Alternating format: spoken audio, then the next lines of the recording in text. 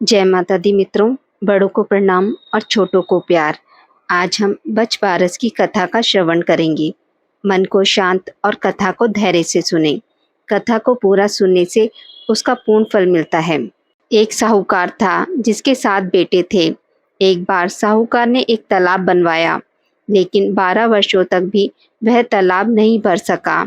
इससे परेशान होकर साहूकार कुछ विद्वान पंडितों के पास गया और उनसे पूछा कि इतने दिन हो गए लेकिन मेरा तालाब क्यों नहीं भरता है। तब पंडितों ने कहा कि तुम्हें तुम्हारे बड़े बेटे या बड़े पोते की बलि देनी होगी, तभी यह तालाब भरेगा। साहूकार ने पंडित की बात मानकर अपनी बड़ी बहू को पीहर भेज दिया।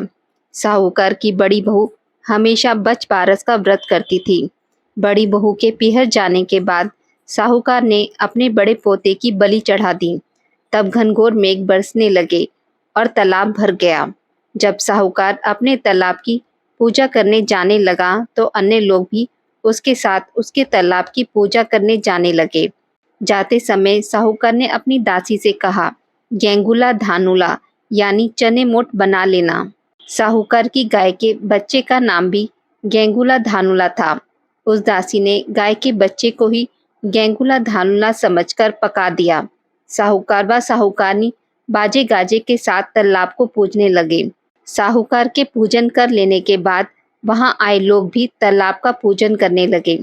उसी समय जिस पोते की बलि दी गई थी वह वहां गोबर में लिपटा हुआ मिला और आकर कहने लगा कि मैं भी तालाब में कूदूंगा।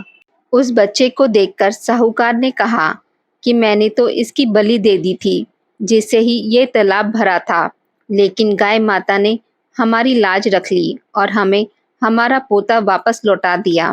अपने बेटे को वापस देखकर बहू भी बहुत खुश हुई। तब साहूकार दौड़ा दौड़ा घर वापस आया और दासी से कहने लगा कि गाय का बच्चा कहाँ है। तब दासी बोली कि आपने गेंगुला धानुला को पकाने के लिए कहा था, मैंने उसे पका लिया। यह सुनते ही साहूकार क्रोधित हो उठा और अपनी दासी से कहने लगा, अरे पापिनी, तूने यह क्या अनर्थ कर दिया। अभी हम एक पाप उतार कर आए हैं, उससे पहले ही तूने दूसरा पाप हमारे लगा दिया।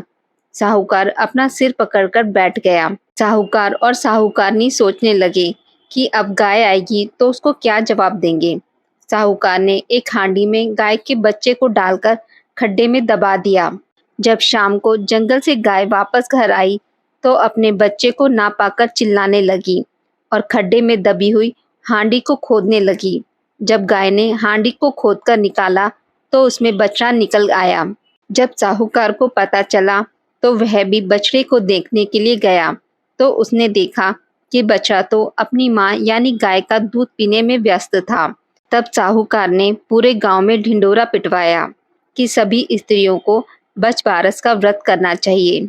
हे बच पारस माता, जैसे साहूकार की बहू को दिया वैसे हम सबको देना। आज की इस वीडियो में बस इतना ही। मित्रों, अगर आपको मेरी वीडियोस पसंद आती हैं तो इसे लाइक और शेयर ज़रूर करें और पूजा पाठ से जुड़ी जानकारी के लिए मेरे चैनल को सब्सक्राइब करना ना भूलें। धन्यवाद।